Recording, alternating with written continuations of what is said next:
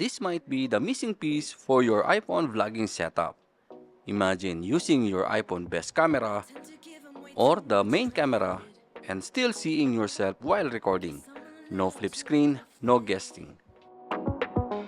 Don't need to waste my time trying to prove I'm enough for you. I just happen to make it a habit.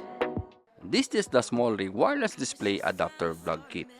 Today, I'll show you how it works, how to connect to your iPhone, and if it is actually worth it. Hopping around, hit the excuses. Read all the lines, yeah, I see through it. Better be worth my time. Better be committed, cause baby, If you're into honest camera reviews and real-world gear tests, make sure to subscribe because I upload new photography and filmmaking content every week. energy. Doing alright, living a daydream. No, I don't need you to wake me. Better not waste my time. Better be committed, cause baby, I'm fine. Your empty words left me distracted. Guess all this time you were just acting. Rehearsed your lines before you left intentions at the door. Go ahead, accuse me of overreacting. I was just fine before I met ya. Don't think that I was counting seconds. Better be worth my time. Better be committed, cause baby, I'm fine. Hopping around, hit the excuses. Read all the lines, yeah, I see through it. Better be worth my time. Better be committed, cause baby, I'm fine. I'm VIP. Gonna take a lot to get to me. I'm fine. RSVP. Don't interrupt my energy. Doing alright, living a daydream. No, I don't need you to wake me. Better not waste my time. Better be committed, cause baby, I'm fine. Baby, I'm fine. I'll be alright, with or without you. Don't waste my time. This device wirelessly mirrors your phone's screen to the front display, so your phone stays at the back using the main camera and the screen shows you exactly what you're recording, meaning you get better quality and proper framing. Gonna take a lot to get to me. I'm fine. RSVP. Don't interrupt my energy. Doing alright, living a daydream. No, I don't need you to wake me.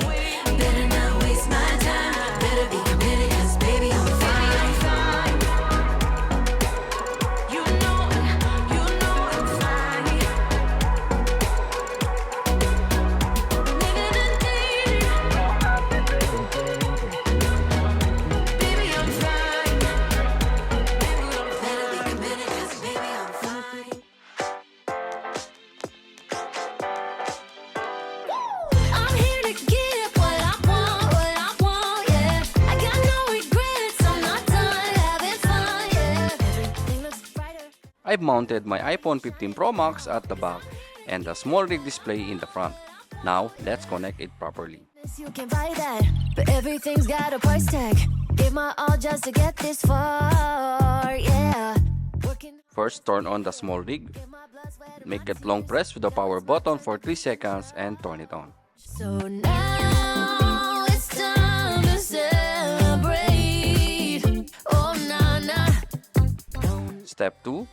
Connect the SmallRig Wi-Fi. Go to your iPhone settings Wi-Fi, look at the SmallRig monitor, then connect. The password is already there. Want what I want, yeah. I got no regrets, I'm not done having fun, yeah. Everything looks brighter now. Look how I be shining now. 'Cause I'm here to get what I want. Step 3. Enable screen mirroring. Now swipe down from the top right to open Contract Center. Tap screen mirroring and select SmallRig monitor. I'm right back. See the smile that's been on my face. Oh yeah. Now it's time to celebrate. Then it's done. And your iPhone screen is now mirrored to the front display. Waste. Oh no, no. Now it's time to celebrate. Now I can vlog like this using the rear camera while still seeing myself. No more guessing, everything is proper frame. I won't let it go to waste. Not a moment, I can't wait. Oh no, no. Why this is very powerful? Because you are using your rear camera or your main camera. Solo creators friendly, and gimbal setup. With the DJI RS4 Mini, this feels like a real camera rig.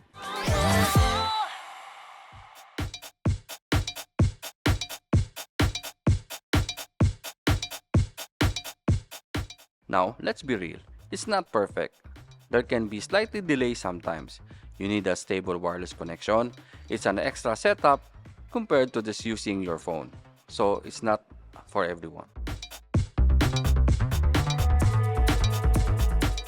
If you are casual, you don't need this. But if you are serious about content, framing, and quality, this makes sense.